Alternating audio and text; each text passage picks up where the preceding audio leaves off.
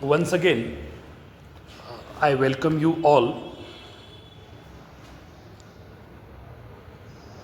So, students, in this class, I am going to continue with the same topic that we discussed in the earlier couple of periods, that is, chapter 1, what is literature? In the previous classes, I provided almost 15 different definitions of literature, along with the other necessary inputs and discussions on. Now, in this class, I will proceed further and let you know how the word literature actually came into its own existence or form. How it came into any kind of either language or else its own historical formation. If you refer to the text, you will come across the information that the word literature is derived from Latin language. You know that English is such a language which has adapted thousands and thousands of words from different languages in the world. Even the Marathi words like chapati, guru, they are already adopted as the English words. Now they are the part and parcel of the supplements published by either Oxford Dictionary or else Cambridge Dictionary. So here, when we talk about literature as a word, as a term, we need to remember one thing, that this literature is a word which is fundamentally derived from language called Latin, and in Latin this literature is called literatura. Literatura. Okay? So this literatura, it has its own meaning in Latin language.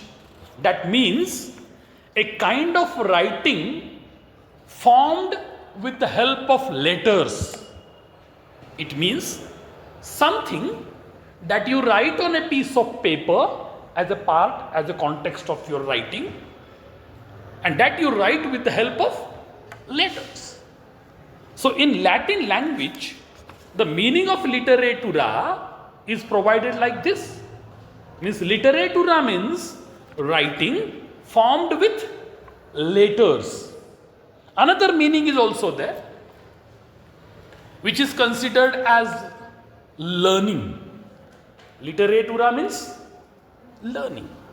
And this is the another meaning of the same word, and it is assumed, it is considered that it means either learning or else a piece of writing, simply you can say writing itself, or grammar. Okay. So these are the different meanings of that particular word, that is the Latin word literatura. Now just go further. You have a word litera, that is also the Latin word. Litera. Litera means letters. Litera means letters. I am not talking about the letters to be posted in the post box. No. Letters in the sense, when suppose you want to write in one particular language like English, what are the alphabets that you study? A to Z, A, B, C, D up to Z. With the help of the consonants and vowel sounds or vowel letters, what happens? We form a word. A teacher, student, okay, college, campus, etc., etc. All words are there. These words are the combinations of these alphabets, like your vowels and consonants. So then there is the formation of structure also, that is in the context of grammar. You have to follow some rules of grammar and then create a structure of a particular sentence, and that is how the language develops. Okay, so here when you talk about Latin language, in Latin, litera is a word, it means letters. Okay, so today the term literature is differently interpreted and is used to indicate writing or written body of different works. See how the interpretation of the word has changed in the course of time. Because in the previous couple of lectures, I talked about what is literature. पूर्वीचे जे 2 तास आपले मागच्या आठवड्यात झाले, त्या तासात मी तुम्हाला जवळपास साहित्याच्या म्हटल्यापेक्षा वाङ्मयाच्या म्हणू आपण, है की नाही, वाङ्मय या शब्दाच्या किंवा लिटरेचर या शब्दाच्या किती व्याख्या सांगितल्या? 15 व्याख्या सांगितल्या. आता जे विद्यार्थी नव्हते पूर्वीच्या 2 तासाला, माझ्या यूट्यूब चॅनलवरती जा, त्या ठिकाणी दोन्ही व्याख्यानं रेकॉर्ड करून मी प्रोसेस करून ई कंटेंट रूपात ठेवलेले आहेत, जेणेकरून तुम्हाला त्याचं नॉलेज मिळून जाईल. So here, let us try to understand now what is the holistic interpretation of the word literature. Now I am not going to take the context of Latin language. I am taking the context of the interpretation of the English word literature. Of course, it has the Latin connectivity, no doubt about it. That historical origin you cannot forget. त्या शब्दाचा जो इतिहास आहे, त्या शब्दाची उत्पत्ती होण्यामागचा जे काही एकंदरीत कॉन्टेक्स्ट आहे तो आपण विसरू शकत नाही. बरोबर, विसरू शकतो का? नक्कीच नाही. परंतु जेव्हा आपण त्या शब्दाबद्दल बोलतो, लिटरेचर ह्या शब्दाबद्दल बोलतो, तर या पुस्तकात तुम्हाला लिटरेचरबद्दल थोडीशी माहिती पुरवली आहे, ती तुम्हाला वाचून दाखवतो. Literature is any oral or written body of work which consists of particular use of language, gives pleasure and reflects human life in it. That is, some examples are provided. For example, epic, poetry, novel, short story, drama, essay, biography and autobiography. चला आता थोडक्यात परंतु महत्त्वाचं आपण समजून घेऊ. साहित्य म्हणजे काय? आता हा संदर्भ घेत असताना, खास करून लॅटिन भाषा संदर्भ घेत असताना, कारण की त्यांनी या ठिकाणी सांगितलं लिटेरा म्हणजे काय किंवा लिटरेटुरा म्हणजे काय? Writing formed with letters. बरोबर, म्हणजे लिखित स्वरूपात. परंतु साहित्य हे फक्त लिखित आहे असं म्हणता येतं का? वाङ्मय हे फक्त लिखित आहे म्हणता येतं का? नाही. लोकसाहित्य हे अलिखित स्वरूपात असतं, परंतु पारंपरिक पद्धतीनं, पिढीजात पद्धतीनं मागची पिढी पुढच्या पिढीला ते देत जाते आणि पुढे पुढे पुढे पुढे ते साहित्य प्रसारित होत राहतं. मग ते साहित्य नाही का? आपल्याकडे अनेक लोककथा आहेत, लोकसाहित्य आहे ना, विविध प्रकारची गाणी आहेत, बरोबर, विविध प्रकारच्या कथा आहेत. याचा अर्थ त्याला साहित्य म्हणता येत नाही का? म्हणता येतं, साहित्य म्हणता येतं, साहित्यच आहे ते. फक्त ते कोणत्या रूपात आहे? बोली रूपात आहे. तर या ठिकाणी साहित्याची व्याख्या करताना, वाङ्मयाची व्याख्या करताना आता आपण व्यापक करण्याचा प्रयत्न करू आणि म्हणून सांगितलंय लिटरेचर इज एनी, बघा, any means oral or written body of work. अशा प्रकारची कृती, अशा प्रकारचं लिखाण किंवा अशा प्रकारच्या बोली स्वरूपात उपलब्ध असणारं साहित्य, हे काय म्हटलं गेलंय? साहित्याचाच अंश म्हटलं गेलंय. त्याला म्हणत असताना आपण काय म्हणतो? फक्त लोकसाहित्य म्हणतो, जे बोली स्वरूपात आहे.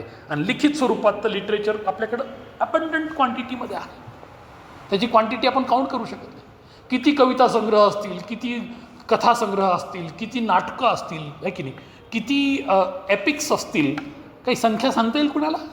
नाही सांगता येणार. आणि इंग्रजी तर तुम्हाला माहिती आहे आंतरराष्ट्रीय भाषा आहे, ग्लोबल लँग्वेज आहे की नाही. संपूर्ण विश्वात ती आज बोलली जाते, लिहिली जाते, प्रचंड प्रमाणात साहित्य येतं, त्याची गणना करू शकत नाही. So here you understand the point that literature is any means any in the sense oral or written body of work which consists of particular use of language. बघा आता जेव्हा मी म्हणतो इंग्रजी साहित्य किंवा इंग्रजी वाङ्मय, म्हणजे मला काय म्हणायचं? अशा प्रकारचं साहित्य जे कशात लिहिलं गेलं? इंग्रजी भाषेत लिहिलं गेलं. जेव्हा मी म्हणतो की मराठी साहित्य किंवा मराठी वाङ्मय, याचा अर्थ काय माझा? मराठी भाषेत लिहिलं गेलेलं साहित्य किंवा करेक्ट आहे. मग तुम्ही कोणती जगाच्या पाठीवरती कोणतीही भाषा घ्या, बरोबर, मग ते बोली स्वरूपातलं साहित्य असेल किंवा लेटर्सचा वापर करून लिखित स्वरूपातलं साहित्य असेल. ज्या भाषेला स्क्रिप्ट आहे ते लिखित स्वरूपात पण येईल. एखाद्या भाषेला स्क्रिप्टच नाही, काय होतं? ते लेखी स्वरूपात येत नाही. तर ही गोष्ट आपल्याला या ठिकाणी समजून घ्यायची. परंतु ह्याचं एक्सपॅन्शन करताना आणखीन काही गोष्टी या ठिकाणी दिलेल्या आहेत, त्या समजून घ्या. काय म्हणतात? See, literature gives pleasure and reflects human life in it. पहा, साहित्य काय प्रदर्शित करतं, काय आपल्यासमोर प्रस्तुत करतं? साहित्यामध्ये आपल्याला कशाचं प्रतिबिंब दिसतं? तर साहित्यामध्ये मानवी जीवनाचं प्रतिबिंब दिसतं. मी तुम्हाला आर्जेरिसची व्याख्या सांगितली. Literature is nothing but mirror to society, सांगितली ना व्याख्या. म्हणजे मानवी जीवनाचं प्रतिबिंब आपल्याला साहित्यात सापडतं, आहे की नाही. म्हणजेच मानवी जीवन समजून घ्यायचं तर साहित्य समजून घ्या, आपोआपच मानवी जीवन समजेल, बरोबर आहे. किंवा साहित्य समजून घ्यायचं असेल तर मानवी जीवनाचा अभ्यास करा, आपोआपच साहित्य पण समजायला वेळ लागणार नाही, कारण की एकमेकाला ते पूरक आहे, बरोबर. एखादी व्यक्ती लेखक असेल, कवी असेल, बायोग्राफर असेल, ऑटोबायोग्राफर असेल, नाटककार असेल, तो शेवटी समाजाचा अविभाज्य घटक आहे ना. You cannot dissociate a person from the society. त्या व्यक्तीला तुम्ही समाजापासून दूर करू शकत नाही. So here what is the further explanation provided? एक तर साहित्य तुम्हाला काय देतं? आनंद देतं. आजच्या काळात ठीक आहे, आता वाचन संस्कृती हळूहळू लोप पावायली, पण तुम्ही ती होऊ देऊ नका. एक शपथ घ्या, एक प्रण करा की दररोज मी अभ्यासक्रमाव्यतिरिक्त कमीत कमी 10 पानं कोणत्या ना कोणत्या तरी साहित्य रूपाचे वाचेल. कोणताही साहित्यिक फॉर्म असेल, पोएट्री असेल, प्रोज असेल, नाटक असेल, नॉवेल असेल, काही असेल. किती पानं? किमान 10. मग बघा तुम्ही काही दिवसानंतर काय तुमच्यामध्ये स्थित्यंतर येईल, काय बदल घडेल, कशा प्रकारे तुमचा व्यक्तिमत्व विकास होईल, कशा प्रकारे बौद्धिक विकास होईल. You will realize hardly in 1 month. 1 महिन्यात तुम्हाला ते लक्षात येईल की काय परिवर्तन आपल्यामध्ये घडत चाललंय, कशा पद्धतीनं आपण विकास पाहायला. So here what is the principle? Pleasure principle. म्हणजे साहित्य हे आपल्याला काय देतं? आनंद देतं. आणि सोबतच मानवी जीवनाचं प्रतिबिंब आपल्याला साहित्यात पाहायला मिळतं. मग साहित्य सादर करत असताना वेगळ्या वेगळ्या रूपात आपण सादर करतो. जसं याही ठिकाणी सगळे प्रकार साहित्याचे सांगितलेले आहे की नाही. ज्याच्यामध्ये ती क्षमता आहे लिहिण्याची महाकाव्य, त्यांनी महाकाव्य लिहिली, आहे की नाही. ज्यांना छोट्या कविता लागल्या किंवा जमल्या त्यांनी कविता लिहिल्या. Those who could write novels, short stories, dramas, essays, biographies, autobiographies. ज्याला जे जे जमलं, ज्याला जे जे कौशल्य होतं त्या त्या पद्धतीनं त्यांनी लिखाण केलं. आणि हे सगळ्या प्रकारचं लिखाण हे कशाचा अविभाज्य घटक आहे? साहित्याचा अविभाज्य घटक आहे. So this is how you need to understand this particular point in order to understand the definition of literature. हे की नाही? लक्षात घ्या, गेले घेतलेले 2 पिरियड आणि आजचा पिरियड डेडिकेटेड फक्त कशासाठी? Understanding literature. जर तुम्हाला एकदा ह्या संकल्पना सुरुवातीला कळाल्या ना पहिल्या 2-4 तासामध्ये, याच्यानंतर तुम्हाला मी जे शिकवेल आहे की नाही ते समजायला तुम्हाला फार अवघड जाणार नाही. These are the fundamental principles related to understanding literature. मग हे जे साहित्य आपण म्हणतो, ह्या साहित्यामध्ये you find different types of branches of study right from the ancient times. प्राचीन काळापासून आहे की नाही साहित्य आणि साहित्याचे विविध अंग, विविध प्रकार आहे की नाही, विविध रूप आपण पाहत आलेलो आहोत. पण या आधी देखील मी म्हटलंय, which is the oldest form of writing. सांगता येईल which is the oldest form of writing. सर्वात जुना साहित्याचा प्रकार कोणता? कविता, गद्य का पद्य? गद्य का पद्य? पद्य. म्हणजे साहित्यात सर्वात जुना साहित्याचा प्रकार कोणता आहे? काव्य रूपात लिखाण हा सर्वात जुना प्रकार आहे. मग त्यातल्या त्यात मी तुम्हाला ऑलरेडी उदाहरणं सांगितली ना, अनेक उदाहरणं सांगितली आहे की नाही. खास करून आपल्या मातृभूमीमध्ये रामायण असेल, महाभारत असेल, ही 2 महाकाव्येत लिहिलेली आहे की नाही.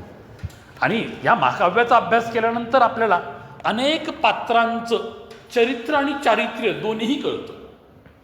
बरोबर आहे.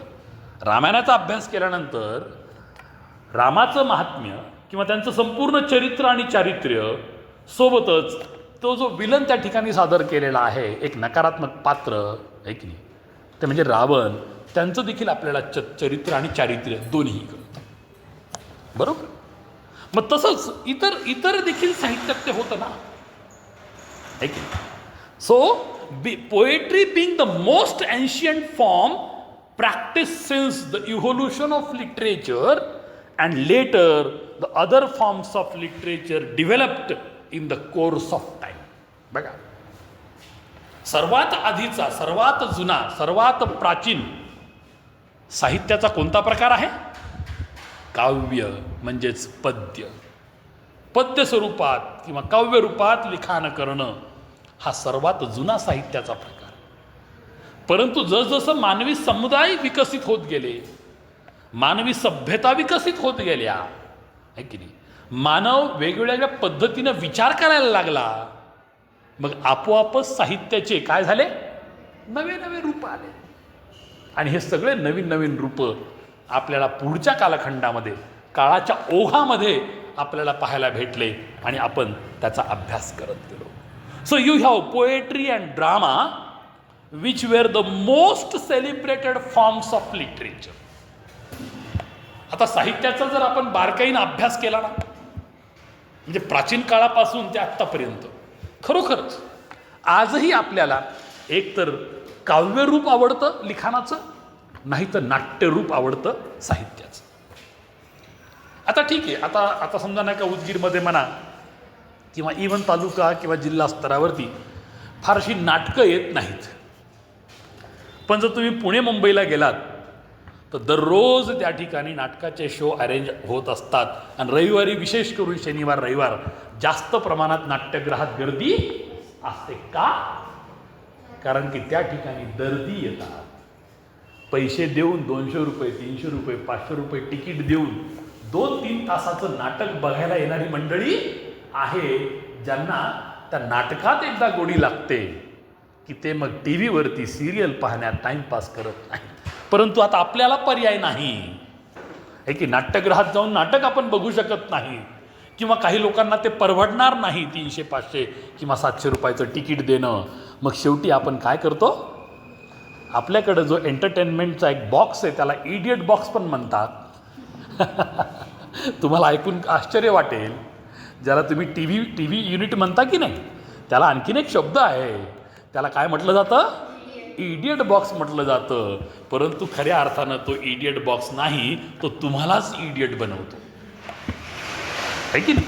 आणि आपण घंट्यांशी कुठं खेळून असतो?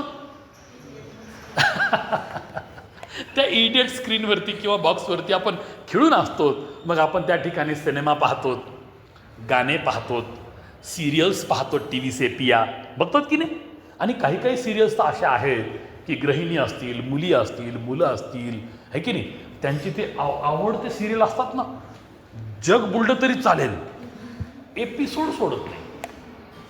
म्हणजे थोडक्यात सांगायचं झालं तर तेही देखील आपण काय करू आज, ठीक आहे या काळात नाही का प्रत्येक ठिकाणी नाटक सादर करणं शक्य नाही, एकाच ठिकाणी करतात, शूट करतात, स्क्रीनवरती अवेलेबल आहे, घरोघर उपलब्ध आहे, बघा ना काय हरकत आहे.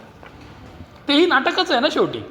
त्याही कलाकारांनी कुठंतरी नाट्यरूपात कुठंतरी सादरीकरण केलेलं आहे, त्याचं रेकॉर्डिंग झालेलं आहे, ते आपल्यासमोर आलं आहे पूर्ण फर्निश्ड होऊन, फिनिश होऊन, बरोबर आहे की नाही. म्हणजे प्रॉपर त्याला व्यवस्थित एडिट करून आपल्याकडे आलेलं आहे, हो की नाही. तर अशा पद्धतीनं ज्या वेळेला तुमच्या लक्षात येईल की पोएट्री अँड ड्रामा हे दोन most celebrated forms of literature आहेत. तसंच इतर पण, कादंबरी पण प्रसिद्ध आहे, नो डाऊट. काही लोकांना चरित्र वाचायला पण आवडतं, आत्मचरित्र वाचायला आवडतं, पण काही सगळ्यांना आवडत नाही. पण मला सांगा, कविता किंवा गाणी कुणाला आवडत नाहीत हो? कोण असा पोथट प्राणी आहे जगात ज्याला गाणी किंवा कविता आवडत नाही? आवडतात की नाही? नक्कीच आवडतात. सिनेमातली काही काही गाणी अक्षरशः माणसाला वेड लावतात. मग ती गाणी देखील काय, काव्याचाच प्रकार आहे. दे आर कॉल्ड लिरिक्स, त्याला गीत म्हणतो आपण, आहे की नाही. काही कविता मुक्त छंदात असतात, काही कविता एका विशिष्ट पद्धतीने यमक पद्धतीमध्ये जोडलेल्या असतात, आहे की नाही. त्या पद्धतीने त्या गोष्टी चालतात. आणि म्हणून साहित्याचा विचार जेव्हा आपण करतो, so poetry and drama, I would not say where, even today they are the most celebrated forms of literature in the right from the beginning of the human civilizations. जेव्हापासून मानवी सभ्यता सुरू झाली, जेव्हापासून मानवानं भाषेचा विकास केला, जेव्हापासून मानवानं एकतर बोली स्वरूपात साहित्य सांगणं किंवा लेखी स्वरूपात साहित्य लिहिणं सुरू केलं, तेव्हापासून सर्वात जास्त प्रसिद्ध कोण आहे? एकतर काव्यलिखाण, नाहीतर नाट्यलिखाण. हे या दोन स्वरूपामधलं साहित्य जास्त प्रसिद्ध. Let us get into the Greek world. आता ग्रीसचा किंवा ग्रीकचा उच्चार केला की आपल्याला दोन माणसांची आठवण होते. कोण ते विचारवंत किंवा तत्वज्ञ? एकतर प्लेटो आणि दुसरा म्हणजे ॲरिस्टॉटल. या दोघांचा उल्लेख केल्याशिवाय ग्रीक लिटरेचर किंवा एकंदरीतच ग्रीस या राष्ट्राला न्याय देता येत नाही. तसं पाहिलं तर भारतामध्ये अनेक तत्वज्ञ होऊन गेले. आता भारतीय ज्ञान परंपरेत मी तुम्हाला बऱ्याचशा गोष्टी नवीन नवीन सांगतोय, आहे की नाही. आपल्याकडे काही एक आणि दोनच फक्त विचारवंत नाहीत, आपल्याकडे विचारवंतांची भली मोठी परंपरा आणि श्रृंखला आहे. शेकडो नावं आपण त्या ठिकाणी घेऊ किंवा देऊ शकतो, बरोबर. परंतु जेव्हा जेव्हा आपण ग्रीक लिटरेचरचा किंवा ग्रीस या राष्ट्राचाच उल्लेख करतो, तर आपल्याला दोन नावाला टाळता येत नाही. आणि त्यात एक नाव आहे प्लेटो आणि दुसरं नाव आहे ॲरिस्टॉटल. या दोघांचं देखील साहित्याचं इंटरप्रिटेशनचं मोठं योगदान आहे. पण तुम्हाला मला सांगावं लागेल, प्लेटोची एक भूमिका होती. खरं तर प्लेटो हा स्वतः एक कवी होता बरं का. प्लेटो हा स्वतः एक कोण होता? कवी होता. पण त्यानं जगासमोर स्वतःच्या कविता किंवा स्वतःला कवी म्हणून सादर केलं नाही. पण त्याची एक भूमिका होती, त्याच्या आयडियल स्टेटमध्ये एक भूमिका होती. त्यानं आदर्श राज्याची कल्पना मांडली, जसं महात्मा गांधींनी भारतामध्ये रामराज्याची संकल्पना मांडली, आहे की नाही. तशा पद्धतीनं प्लेटोनं कोणती संकल्पना मांडली? आयडियल स्टेट, एक आदर्श राज्य किंवा एक आदर्श राष्ट्र कसं असावं, ती संकल्पना मांडली. आणि त्यात तो असं म्हणतो, I will banish all the poets from my ideal state. त्याच्या विचारधारेमध्ये एक वाक्य आहे, तो काय म्हणतोय? माझ्या आदर्श राज्यातून सगळ्यात आधी मी कोणाला बहिष्कृत करेल? कवींना बहिष्कृत करेल. का? Because poets produce imitation. कवी ओरिजिनल काही देत नाही, ते फक्त इमिटेशन म्हणजे डुप्लिकेट किंवा कॉपी करतात. आणि म्हणून ते माझ्या राष्ट्रात राहायच्या लायकीचे नाहीत. अशा प्रकारचा एक दुराग्रहच म्हणू आपण याला. कोणी केला? प्लेटोनं केला. आणि स्वतः प्लेटो कोण होता? कवी होता. सगळ्यात आधी कोणाला काढा? एक लॉजिकल पॉईंट ऑफ व्ह्यू जर मांडलं तर सगळ्यात आधी कोणाला काढा? प्लेटोला काढा. आता गमतीचा भाग झाला, but that is the fact. पण नंतर आता प्लेटोची पण नाही का चांगल्या कॉन्सेप्ट्स आहेत, त्याची पण व्ह्यूज आहेत, ड्रामावरती व्ह्यूज आहेत, पोएट्रीवरती व्ह्यूज आहेत, खूप छान पद्धतीनं त्यांचं मांडलेलं आहे. आणि तुम्ही तर लिटरेचरचे विद्यार्थी आहेत, जेव्हा आम्ही तुम्हाला क्रिटिसिझम शिकवू त्यावेळेला आम्ही तुम्हाला डिटेलमध्ये ॲरिस्टॉटल ॲज ए क्रिटिक, प्लेटो ॲज ए क्रिटिक, हे सगळे डिटेलमध्ये चॅप्टर्स तुम्हाला नंतर असणार आहेत. त्यामुळे आता याच्यावरती फार प्रकाश टाकत नाही, फक्त मुद्द्याचं घेतो आणि पुढे सरकतो. आहे की ॲरिस्टॉटलचं पण आहे, पण ॲरिस्टॉटलनं असा कोणता दुराग्रह केला नाही. आहे की तो कधीच म्हटला नाही की कुणाला राष्ट्रात ठेवायचं आणि कोणाला राष्ट्राच्या बाहेर काढायचं. काऊन की तो कुणाचा गुरु होता? अलेक्झांडर दी ग्रेटचा गुरु होता. आहे की नाही? आणि त्याला त्या पद्धतीनं त्यानं एकंदरीत प्रोत्साहित केले. अलेक्झांड्रियाला अरिस्टॉटलनं शाळाच काढली होती. त्या शाळेत शिकलेला तुमचा अलेक्झांडर नंतर कोण झाला? जगज्जेता झाला. तर अशा पद्धतीने या ठिकाणी थोडासा इतिहास आहे. परंतु from the time of the Plato and Aristotle or even before them, verse and drama were the only forms practiced for moral preaching and entertainment. आता लक्षात घ्या, आता हळूहळू आपण नाही का साहित्य लिहिणं किंवा साहित्य सादर करणं याचा खरा उद्देश आपण चर्चेला घेणार आहे. साहित्य कशासाठी, का आवश्यक आहे, का तर का आवश्यक आहे याचा विचार करत असताना तुमच्या लक्षात येईल की ज्या वेळेला आपण ॲरिस्टॉटल, प्लेटो किंवा इवन त्यांच्या मागच्या कालखंडात, कारण की आतापासून जवळपास 2300 वर्षाखाली कोण होते? ॲरिस्टॉटल, प्लेटो होते. म्हणजे अरे चाणक्याचे समकालीन म्हटलं तरी चालतं, बरोबर. कारण की अलेक्झांडर दी ग्रेट त्याच काळामध्ये इकडे भारताकडे आलेला होता. पोरससोबत त्याचं युद्ध झालं, आहे की नाही? युद्ध जरी तो जिंकला, पण नैतिकतेनं कोण जिंकला होता? पोरस राजा, भारतीय राजा जिंकला होता. ज्या वेळेला त्याला प्रश्न विचारला की पोरस तू आता युद्धबंदी आहेस, तुला मी काय शिक्षा देऊ, कसं हँडल करू, how do I treat you, Porus तर फार सुंदर उत्तर होतं. If you are a genuine, if you are a real king, if you are a genuine emperor, an emperor should treat another emperor or a king should treat another king as a king. है की नाही? एका राजानं दुसऱ्या राजाला एखाद्या राजासारखीच वागणूक दिली पाहिजे. I may be the captured person in the war, I am the captivate. बरोबर. मी जरी युद्धबंदी असलो तरी मी कोण आहे? एका राज्याचा राजा आहे. आणि म्हणून तू मला राजानं राजाला दिलेली वागणूक राजाला शोभण्यासारखीच असावी, म्हणून तू एका राजाला एका राजासारखी वागणूक दे. He was stunned. ज्या वेळेला अलेक्झांडरनं हे वाक्य ऐकलं, त्याला तर काही हिंदी येत नव्हती किंवा जी कोणती भाषा पोरस बोलला असेल ती येत नव्हती. इंटरप्रिटर राहायचे दुभाषिक, या भाषेचं त्या भाषेत सांगणारे, आणि त्यानं त्याच पद्धतीने सगळं सादरीकरण केलं. And he was stunned. तो आश्चर्यचकित झाला. एवढं लाखोचं माझं सैन्य, एवढ्या राजांना मी हरवलं, अनेकांना नाही का कत्तल करून टाकली, परंतु खरोखर पोरस यासमोर नतमस्तक होतो. मी जरी युद्धात जिंकलो असलो, खरं तर या ठिकाणी तुझ्याशी डायलॉग केल्यानंतर नतमस्तक झालो. आहे की नाही? आणि अनन्य दुसरेही काही कारणं होते. शेवटी अलेक्झांडर दी ग्रेट वापस गेला. नको, मला जग जिंकायचं नाही, काय करू जिंकू, आणि माझं सैन्य पण तयार नाही, भुकेनं व्याकुळ आहे, पाण्यानं व्याकुळ आहे. आहे की नाही? आणि कुणी युद्ध लढायला तयार नाही, कसं उपलब्ध करून देऊ सगळं मी. आहे की नाही? अनन्य कारणं त्याला होती. आणि नंतर मग अलेक्झांडर दी ग्रेट वापस जातो आणि रस्त्यात त्याचा मृत्यू होतो. हा वेगळा विषय, इतिहासाचा भाग आहे, नंतर तुम्हाला काहीतरी सांगेल.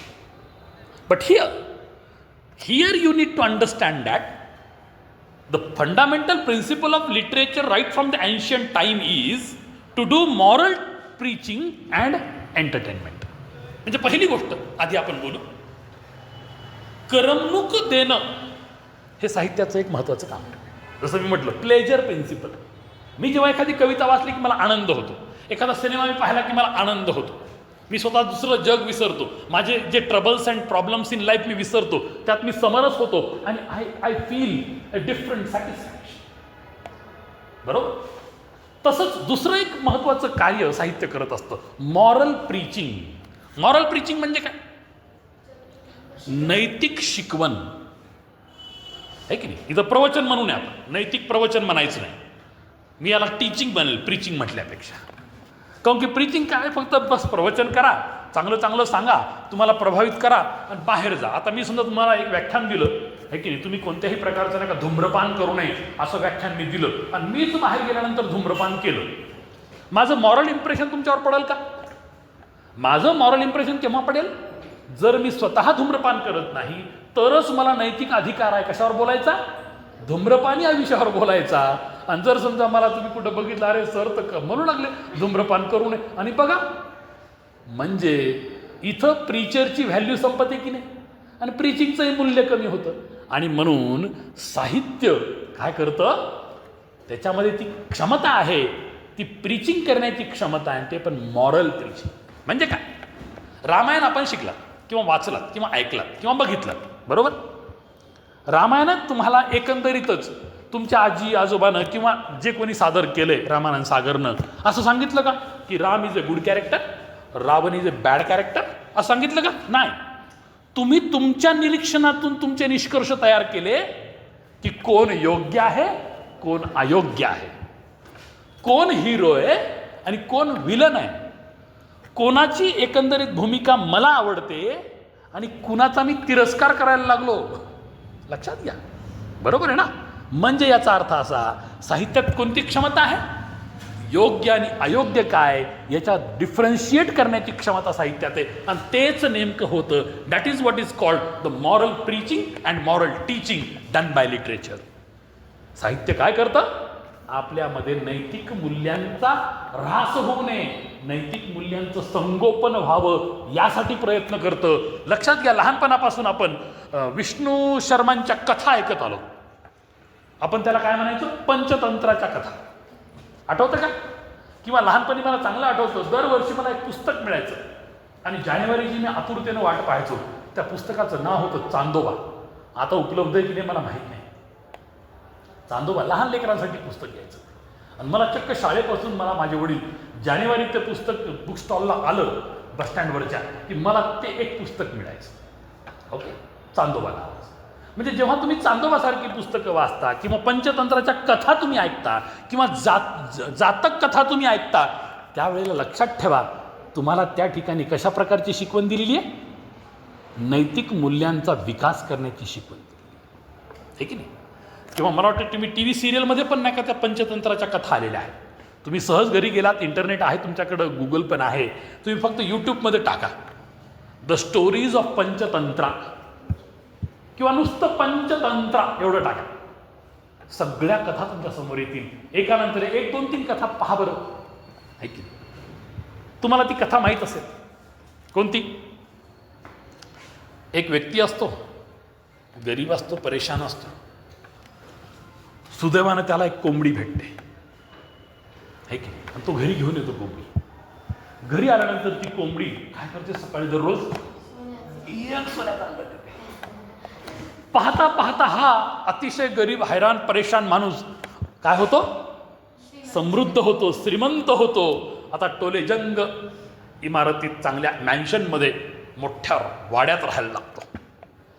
पण याच्या मनामध्ये लालसा उत्पन्न, जर ही कोंबडी रोज एक अंड देत असेल तर पोटात किती अंड यांना सांगतो. आणि तो काय करतो, कोंबडीला मारून टाकतो. आणि शेवटी काय होतं, लालच का फल बुरा होता है. ही त्या कथेची काय आहे, मॉरल प्रीचिंग आणि मॉरल टीचिंग. Got it. म्हणजे विष्णू शर्मांनी जेव्हा ही कथा सादर केली, आहे की नाही, गुरुकुल व्यवस्था होती त्या काळामध्ये. गुरुकुल व्यवस्थेमध्ये गुरु आपल्या ठिकाणी म्हणजे स्थानापन्न व्हायचे, समोर विद्यार्थी बसलेले राहायचे, आहे की. तेव्हा नका लिखित साहित्य नव्हतंच, फक्त जे व्हायचं मुळात कोणीतरी लिहायचं, आहे की, बाकी सगळे मनन पठन करायचे, बरोबर. तर त्या शैलीत मग गुरु रोज एक कथा सांगायचे मुलांना. कशासाठी, त्यांच्यामध्ये चांगल्या गुणांचा विकास व्हावा यासाठी, की कोणत्याही मुलामध्ये कोणत्याही प्रकारची लालसा येता कामा नये, त्यासाठी सांगितलेली विष्णू शर्माची कथा म्हणजे ती कोंबडीची जी सोन्याचा अंड देते त्याची कथा. बरं, दुसरी कथा तुम्ही ऐकलेली असेल, 2 वानर असतात, बरं. एका वानराच्या हाती एक ब्रेडचा तुकडा किंवा चपाती किंवा भाकरीचा तुकडा एक लागतो, एक पीस लागतो. दोघात भांडण होतं, बरोबर. दोघात भांडण, तर फायदा कोणाचा, तिसऱ्याचा नेहमीच होतो.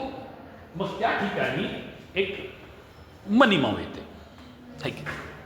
आणि मनीमाव म्हणते की ही कथा वेगळ्या पद्धतीने पण सांगितलेली आहे कुठेतरी, है की नाही, की दुसऱ्या दोघांचं भांडण होतं, त्या ठिकाणी माकड येतं आणि माकड न्यायाने वाडा करायला लागतो. आहे की नाही, आणि थोडी थोडी करून ती भाकरी ते स्वतः खाऊन टाकतं, उरत काही नाही. तर ह्या कथेमध्ये थोडंसं वेगळं आहे की नाही. पण साधारणतः जर बघितलं, दोघांचं भांडण, तिसऱ्याचा लाभ, अशा प्रकारचं मॉरल प्रीचिंग किंवा टीचिंग, ह्या अशा प्रकारच्या मॉरल टीचिंग देणाऱ्या कथांमधून आपल्याला ऐकायला भेटलं. बरोबर. मग रामायणाचा अभ्यास करताना रावण हे पात्र आपल्याला नकारात्मक वाटतं का सकारात्मक वाटतं?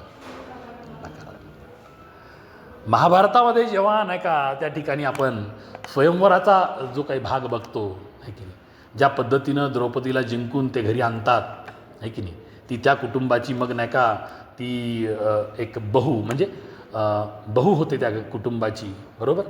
त्यानंतर सून होते. त्यानंतर पुढच्या कालखंडामध्ये ते थोडे भरकटतेत, मामा शकुनीच्या षडयंत्राला बळी पडतेत आणि जे काही त्यांनी कमावलं मग त्या ठिकाणी ते सगळं कुठं ते जे सोंगडं किंवा काहीतरी खेळतात ना त्या काळात, ते सगळं हारतेत, बरोबर. जुगारामध्ये सगळं हारतेत आणि इव्हन आपल्या पत्नीला देखील गमावून बसते. आणि त्यानंतर मग सगळं पुढं कसं घडतं. मग हे सगळं पाहिल्यानंतर कौरव तुम्हाला सकारात्मक वाटतात का नकारात्मक वाटतात? पांडव तुम्हाला सकारात्मक वाटतात का नकारात्मक वाटतात? हे तुमचं निरीक्षण आहे, माझं नाही. मी तुमच्यावर काही थोपणार नाही किंवा थोपवणार नाही. when you watch it out on the screen or else when you happen to read it in the particular epic, you come to your own conclusions that कोण योग्य ठिकाणी आहे आणि कोण अयोग्य ठिकाणी आहे. षडयंत्र करून फसवणं आणि पुन्हा माझं ते माझं, तुझं ते पुन्हा माझं, अशा पद्धतीने एकंदरीत सगळं षडयंत्र करून जिंकायचा प्रयत्न करणं, शेवटी हे वाम मार्ग आहेत, अयोग्य मार्ग. We need to understand that. So this is how literature has two important objectives. One, the moral preaching, another the entertainment. आणि मला वाटतंय आपण आपलं जीवन जगत असताना प्राथमिकतः जरी विचार केला, या दोन्हीचाही आपण आदर करतो, स्वीकारतो आणि आपल्या जीवनात त्याला अनुभवलेलं आहे. थोडं पुढे जाऊ. चला, let us look at some of the famous statements on literature made by some literary scholars in order to understand literature in depth. आता मी काय जसं तुम्हाला पूर्वी 15 व्याख्या सांगितल्या साहित्याच्या, बरोबर, किंवा लिटरेचरच्या. आता आपण लिटरेचरबद्दल काही लोकांनी काही भाष्य केलेलं आहे, ते कोटेशनमध्ये आपल्याला सादर केलेले या ठिकाणी बघा. व्लादिमीर नबॉकॉव, ऑफकोर्स हा रशियन ऑथर असणार आहे. त्याचं काय म्हणणं आहे लिटरेचरबद्दल? Literature and butterflies are the two sweetest passions known to man. बघा काय सुंदर वाक्य. मला सांगा, तुम्ही जेव्हा उडती फुलपाखरं बघता, अहो कसाही माणूस असू द्या, आवडतं ना त्याचं उडणं, त्याचे रंग, त्या पद्धतीनं ते मूव करतं इकडं तिकडं. आठवा तुम्ही लहानपणी तुम्ही पण तो खेळ खेळलेला असेल. फुलपाखरं पकडायचे आणि तुमच्या त्या मातीच्या रिकामे डबे टाकायचे आणि त्याला काहीतरी पुन्हा खायला घालायचं. आणि लक्षात ठेवा, आपल्याला तेव्हा नाही कळालं, पक्षी असेल, फुलपाखरं असतील, तुम्ही सोन्याचा पिंजरा जरी दिला ना, ते शेवटी जोखडे त्यांच्यासाठी, त्यांना मुक्त छंदानं ह्या आकाशामध्ये भरारी घेऊ द्या, त्यातच तो खरा आनंद आहे. बरोबर आहे ना? मग ते आता वाटतं की आपण चूक केली, तेव्हा एक छोटं फुलपाखरू पकडायचं, त्याला त्यात टाकायचं, त्याला पुन्हा काहीतरी खाऊ घालायचं आणि म्हणायचं बघा फुलपाखरू पकडे त्याला खाऊ घालायचं. अरे त्याला मुक्त उडू दे, ते बरोबर कुठे ना कुठे जाऊन मकरंद शोधतंय, आपण आपलं जगतंय, आहे की नाही? त्याला काही होत नाही. त्याला जेवढं आयुष्य दिलं निसर्गानं तेवढं आयुष्य बरोबर जगतंय. खरे की? किंवा आपल्याला खूप पॅरट आवडतो, पोपट आवडतो, आणला एक पोपट पकडून टाकला पिंजऱ्यामध्ये आणि वरतून नाही का थवा चाललाय पोपटांचा, हेही वरडतंय पण हा आक्रोश करतंय आणि मित्रांना सांगतंय, दोस्तो तुम्ही फार लकी आहेत, तुम्ही मुक्त छंदानं या आकाशामध्ये भरारी मारताय. मी बघा ह्या कर्दनकाळ माणसानं मला काय केलंय, पिंजऱ्यात डांबून ठेवलंय, पंख असून मला उडता येत नाही.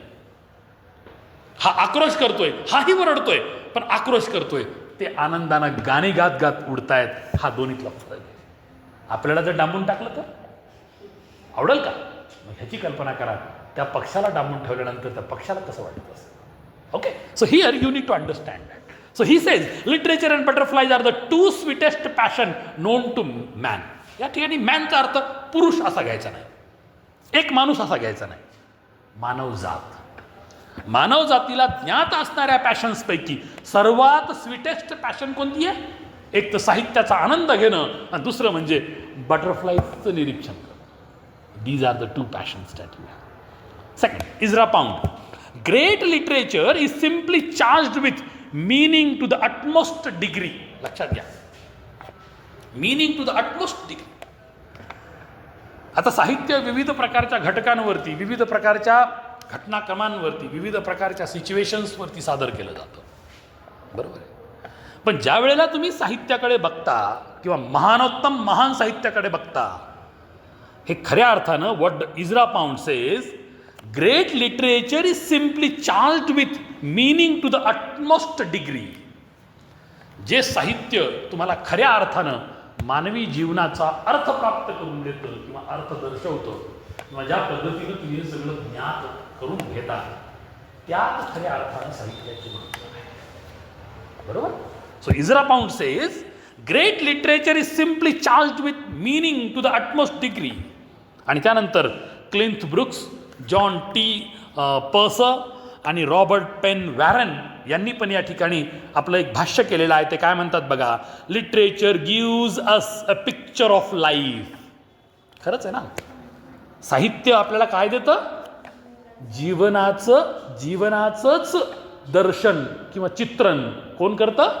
साहित्य करतं. आता आपल्यासमोर हे चित्र आहे, पुन्हा चित्र आहे सावित्रीबाई फुलेंचं. फक्त चित्राकडे पाहिलं कीच बरोबर आपल्याला त्यांची आठवण होते की नाही? कशी होते? आता प्रत्यक्ष कधी आपण सावित्रीबाईंना बघितलं का? त्यांच्या काळात आपण होतो का? नाही. परंतु आपल्या मनामध्ये एक प्रतिमा तयार केलेली आहे. आपण शिकायला किंवा जसं जसं आपल्याला जग समजायला लागलं तेव्हा एक प्रतिमा तयार केलेली आहे. आणि म्हणून हे चित्र आपण कुठं जरी गेलात, अशा प्रकारची एक महिला, असं चित्र आपल्यासमोर आलं की आपण इतर कुणाचं नाव घेणार नाही. आपण काय म्हणणार? सावित्रीबाई फुलेंचं आहे. कारण की त्यांच्याच सत्कर्मामुळं आज तुम्ही इथं आहात, विशेष करून मुली, आहे की नाही? मुलींना शिक्षण देण्याचं महत् कार्य कोणी केलंय? सावित्रीबाई फुलेंनी केलंय. त्यांनी ते कार्य नसतं केलं तर कदाचित आजच्या पिढीमध्ये तुम्ही मुक्त छंदाना वर्गात येऊन ह्या ज्या मुली बसलेल्या आहेत त्यांना ती संधी कधी भेटली नसती. तर या ठिकाणी मला हे सांगावं असं वाटतं की अशा पद्धतीनं तुमच्या ह्या क्लिंथ ब्रुक्स, पर्सर आणि रॉबर्ट या तिघांनी या ठिकाणी मांडणी केलेली आहे. ते असं म्हणतात, literature gives us a picture of life, not the picture that is actually historically true, but a picture that has its own kind of truth, a truth that includes important elements that science from its very nature is forced to live out. बघा कशा प्रकारचं प्रगटीकरण साहित्य करतं. ऐतिहासिक सत्य नाही, एक साहित्यिक सत्य आपल्या समोर सादर केलं. कारण की प्रत्येक लेखकाचा आपला एक दृष्टिकोन असतो, आहे की नाही? जर समजा तुम्ही मोहम्मद बिन तुघलकचा इतिहास अभ्यासला, त्याला इतिहासामध्ये मॅड तुघलक म्हटलं गेलं, आहे की नाही? तो सिंहासनावर झोपी जायचा, दरबार भरलेला आहे, आणि हा वेडा तुघलक काय करायचा? सिंहासनावर झोपी जायचा. आता त्याचे काही वेगळे वेगळे कारणं असतील, कारण की तो जीवनामध्ये नंतर फ्रस्ट्रेट झाला. तुम्हाला माहीत असेल, इथं देवगिरी किल्ला आहे आपल्या औरंगाबाद पाशी. त्यानं आपली राजधानी दिल्लीहून बदलली आणि कुठे आणली? देवगिरीला आणली. 5-1 वर्ष त्यानं राजधानी इथं ठेवली, पूर्ण कंट्रोल करायचा प्रयत्न केला. त्याला असं वाटलं इथंच सेंटर ऑफ इंडियात आपण जर राजधानी आणली तर आपण पार काय करू, खाली तुमच्या त्या तांजावूरपर्यंत किंवा तामिळनाडू केरळपर्यंत आपलं राज्य प्रस्थापित करू आणि कंट्रोल चांगलं राहील. पण तो डिसिल्युजनमध्ये येतो, तो डिसअपॉइंट होतो. पुन्हा 5 वर्षानंतर आपली राजधानी कुठे घेऊन जातो? दिल्लीला घेऊन जातो. आणि त्यानंतर मग त्याला एकंदरीत इतिहासामध्ये लेबल लागलंय मॅड तुघलकचं. परंतु गिरीश कर्नाड यांनी तुघलक नावाचं एक इंग्रजीत नाटक लिहिलं, आहे की नाही? आणि जर तुम्ही नाटक वाचलं आणि इतिहास वाचला तर काही काही ठिकाणी तुम्हाला माहिती आहे का, एक ड्रमॅटिक इफेक्ट निर्माण करण्यासाठी लेखक इतिहासाच्या सत्याशी कॉम्प्रोमाइज करतो, इतिहासाच्या सत्याशी कॉम्प्रोमाइज करतो आणि एक लिटररी ट्रूथ आपल्यासमोर मांडतो. हा अनुभव तुम्हाला इवन विलियम शेक्सपियरच्या नाटकात पण पाहायला मिळेल.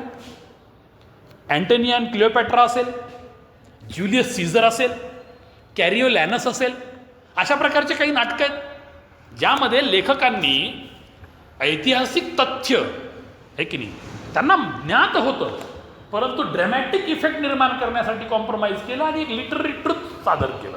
पण त्यातून शेवटी श्रोत्यांना म्हणा, वाचकांना म्हणा, काय मिळतो? एक वेगळा आनंद मिळतो आणि त्या पद्धतीनं आपण त्या ठिकाणी त्या साहित्याचा आस्वाद घेत असतो, हे सांगण्याचा प्रयत्न यांनी या ठिकाणी केला.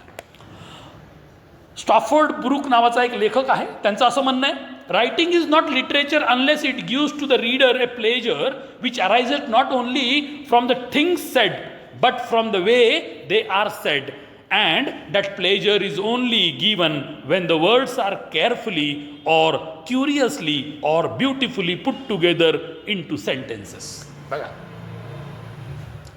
काय म्हणतो हा लेख. He says literature is not literature unless it gives to the reader a pleasure. बरोबर, म्हणजे प्रामुख्यानं प्लेजर प्रिन्सिपल ही साहित्यासाठी एक पर्पज नेहमीच मान्य केलेला आहे, एक उद्देश आहे साहित्य लिखाणाचा. काय उद्देश आहे?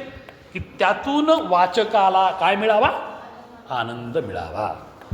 परंतु लेखक काय म्हणतो हा ब्रूक नावाचा, ए pleasure which arises not only from the things sed, जे लेखकानं आपल्या साहित्यात प्रस्तुत केलंय, सांगितलंय, त्यातून केवळ मिळणारा आनंद नव्हे तर काय, but from the way they are said, कवीनं किंवा लेखकानं ते कसं सादर केलंय, कसं मांडलंय, आहे की नाही, कशा पद्धतीनं त्याला एकंदरीत तुमच्यासमोर ठेवलंय, ते देखील गोष्ट कोणाला भावत असते? वाचकाला किंवा श्रोत्याला भावत असते. आणि अशा पद्धतीने याचं या ठिकाणी विश्लेषण केलेलं आहे. पुढचा लेखक आहे लिओनेल ट्रिलिंग. तो काय म्हणतो? Literature is the human activity that takes the fullest and the most precise amount of variousness, possibility, complexity and unity. आता लक्षात घ्या, आता साहित्य आणि साहित्यिक आहे की साहित्याचे वेगळे वेगळे प्रकार आहेत, तसे अनेक प्रकारचे साहित्यिक आहेत. आता प्रत्येक साहित्यिकाचा एक दृष्टिकोन असतो, आहे की कुणी साधं सरळ लिहितील. आता महात्मा गांधी म्हणायचे, we should use a language which is simple and lucid, it should have a child like simplicity. Mahatma गांधीचं म्हणणं कसं होतं की जेव्हा आपण लिखाण करतो ते लिखाण साधं सरळ सोप्या भाषेतलं असावं. ते कसं असावं? अगदी एखाद्या लहान लेकराला कळेल अशा भाषेतलं असावं. पण तेच जर समजा तुम्ही आणखीन काही लेखकांकडे गेलात, समजा टी.एस. इलियटच्या कविता तुम्ही वाचल्या, बरोबर, नाही कळणार लवकर. का?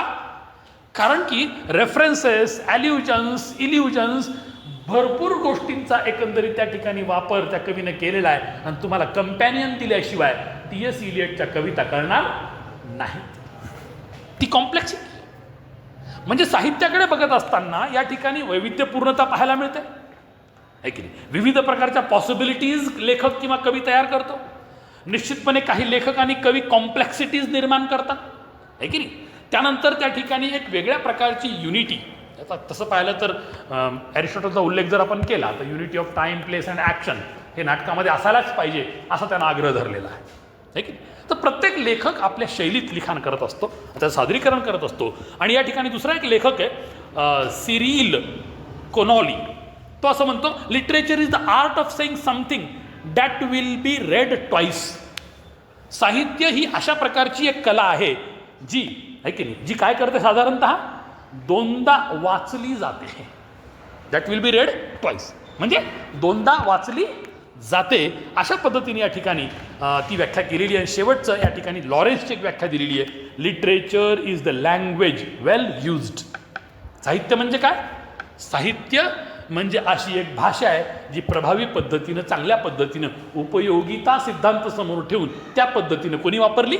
लेखकानं किंवा कवीनं वापरली. अशा विविध प्रकारच्या गोष्टींचा उल्लेख या ठिकाणी लेखकांनी केलेला आहे. त्यांच्या विविध व्याख्या आपल्यासमोर सादर केलेल्या आहेत. आता मी थोडक्यात अगदी 2-3 मिनिटामध्ये या चॅप्टरचं कन्क्लुजन करतो. And that is going to be the last point in this respect.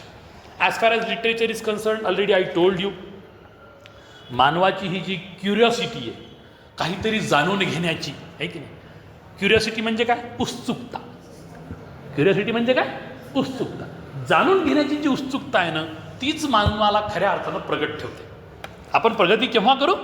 ज्या वेळेला आपल्यामध्ये जाणून घेण्याची उत्सुकता आहे तेव्हा. मग ते साहित्य असेल, विज्ञान असेल, समाज असेल, जीवन असेल, किंवा अनेक अनभिज्ञ घटना किंवा घटनाक्रम किंवा गोष्टी ज्या आपल्याला माहीत जरी नसल्या पण त्या माहीत करून घेण्याची एक उत्सुकता प्रत्येकाच्या मनात असते. त्यातून आपण शिकत. साहित्य पण ते करतं. या सगळ्या गोष्टी आपल्यासमोर कोण सादर करतं? साहित्य सादर करतं. आता लक्षात ठेवा, जेव्हा जेव्हा आपण नका इतिहास बघतो साहित्याचा, यात मी तुम्हाला पूर्वी पण सांगितलं की पोएट्री ही सगळ्यात जुना साहित्याचा प्रकार आहे. या ठिकाणी उल्लेख केलेला आहे द एपिक ऑफ गिलगॅमेश, आहे की द एपिक ऑफ गिलगॅमेशचा उल्लेख केलेला आहे. हे असं म्हटलं जातं की हे सगळ्यात अर्लिएस्ट फॉर्म ऑफ रायटिंग आहे, अशी मान्यता आहे या ठिकाणी. त्यानंतर मग बॅबिलोनियन एपिक आहे की नाही, यामध्ये सुमेरियन लँग्वेजमध्ये काही कथा सांगितलेल्या आहेत. आणि याचं डेटिंग जर करायचं म्हटलं तर जवळपास ते 2100 BC, म्हणजे आता झाले 2025, आणखीन त्यात ॲड करा 2100, म्हणजे आत्तापासून जवळपास आपण 4125 वर्ष मागं चाललो, बरोबर. एवढं जुनं ते आहे अशा प्रकारे एकंदरीत म्हणतात. पण याची जी लेटेस्ट डेटिंग केली गेलेली आहे की ती 1900 BC, म्हणजे 1900 वर्ष ते आणि 2025 वर्ष हे एवढा कालखंड झालेला आहे. याचं फर्स्ट जे काही डेटेड डॉक्युमेंट बाहेर आलेलं आहे ते, म्हणजे थोडक्यात सांगायचं झालं ना, आता याची डेटिंग फार अवघड आहे खरं तर, आहे की नाही. रामायणाची डेटिंग कोण काढू शकतो का? आपल्याकडे का ओरिजिनल जे वाल्मिकीनं लिहून ठेवलं ते उपलब्ध आहे का? महाभारताची कोणी डेटिंग काढू शकतं का? म्हणजे ज्या प्राचीन गोष्टी असतात त्याची डेटिंग, ठीक आहे आजकाल कार्बन टेक्नॉलॉजी आहे, कार्बन डेटिंग करतात, पण ते तुम्हाला ओरिजिनल लिप मिळायला तर पाहिजे ना, आहे की नाही. कागदाचा शोध नंतर लागला, पण पूर्वी कागदावर लिखाण होतं का? नाही, आहे की नाही. विविध प्रकारची झाडं राहायची, मोठमोठे पानं असायची, त्या पानावरती लिखाण केलं जायचं. आणि ती पेन कोणती होती? मोराचं पंख, त्याचं डेड एंड जे आहे ते वापरायचे. आणि लिक्विड दौत राहायची शाईची, आपण पण लहानपणी पाहिली असेल कधीतरी, ती वापरत ते लिखाण करायचे. आणि ती शाही देखील निसर्गापासूनच तयार केलेल्या इंडिगोपासून तयार करायची जनरली, आहे की. म्हणजे अशा पद्धतीने या सगळ्या गोष्टी आहेत. थोडक्यात सांगायचं झालं तर अनेक गोष्टींचं डेटिंग करणं या ठिकाणी शक्य नाही, परंतु जे काही पुरातन जे लिखाण आहे ते साहित्य काव्यरूपात आहे. काहींचा उल्लेख या ठिकाणी आहे, काहींचा उल्लेख पुढे मी तुम्हाला देईन. तर या ठिकाणी जवळपास बघा 20 वेगळ्या साहित्यिक कृतींचा उल्लेख केलेला आहे, ते तुम्हाला मी सांगतो. Ramayana by Valmiki, Mahabharata by Vyasa, Iliad by Homer, Canterbury Tales by Geoffrey Chaucer, Absalom and Achitophel by John Dryden, a philosophical enquiry into the origin of our ideas of the sublime and beautiful by Edmund Burke, Hamlet by William Shakespeare, As You Like It by William Shakespeare, The Duchess of Malfi by John Webster, On His Blindness by John Milton, Essay on Criticism by Alexander Pope, Life of Johnson by Boswell, Moll Flanders by Daniel Defoe, Animal Farm by George Orwell, The Alchemist by Paulo Coelho, आणि त्यानंतर the refugees by Pearl Buck, the axe by R.K. Narayan, $1000 by O Henry, my experiments with truth by Mahatma Gandhi and my story by Kamala Das, अशा 20 साहित्यिक कृतींचा उल्लेख या ठिकाणी केला. मग यामध्ये काही नाटकं आहेत, काही काव्यसंग्रह आहेत, काही चरित्र आहेत, काही कादंबऱ्या आहेत, काही सटायर्स, पॉलिटिकल सटायर्स किंवा नॉवेलाज आहेत, काही शॉर्ट स्टोरीज आहेत. म्हणजे साहित्याच्या सगळ्या प्रकारच्या जे फॉर्म्स ऑफ लिटरेचर म्हणतो आपण, किंवा टाईप्स ऑफ लिटरेचर किंवा जॉनरॉज ऑफ लिटरेचर, या सगळ्यांचा उल्लेख या ठिकाणी केलेला आहे. अशा पद्धतीने एकंदरीत आपण गेल्या 3 पिरियडपासून कशावरती चर्चा करत आहोत? चॅप्टर 1, व्हॉट इज लिटरेचर, साहित्य म्हणजे काय, वाङ्मय म्हणजे काय, याच्यावरती आपण चर्चा करत आलोत. आणि आज या चॅप्टर नंबर 1चा समारोप या ठिकाणी मी करतो. आणि निश्चित उद्याच्या तासाला आपण वेगळ्या विश्वात जाणार आहोत, आणि ते चॅप्टर आहे व्हॉट इज पोएट्री, कविता म्हणजे काय किंवा काव्य म्हणजे काय, यावर आपण चर्चा करणार. मला वाटतं माझी वेळ देखील संपली असेल किंवा संपून गेली असेल, तर या ठिकाणी मी थांबतो. आणि ॲज युजल रेग्युलर या, चांगल्या पद्धतीने शिकून घ्या. सध्या मी मराठी आणि इंग्लिश दोन्ही मोडमध्ये तुम्हाला शिकवणार आहे, पण हळूहळू पुढे I will reduce the use of Marathi, I will increase the use of English, so that you will develop your self better in English. ठीक आहे, कारण की तुमचा एकंदरीतच विकास करणं हे आमचं कर्तव्य असं मी मानतो. तर एवढं बोलून मी थांबतो. धन्यवाद.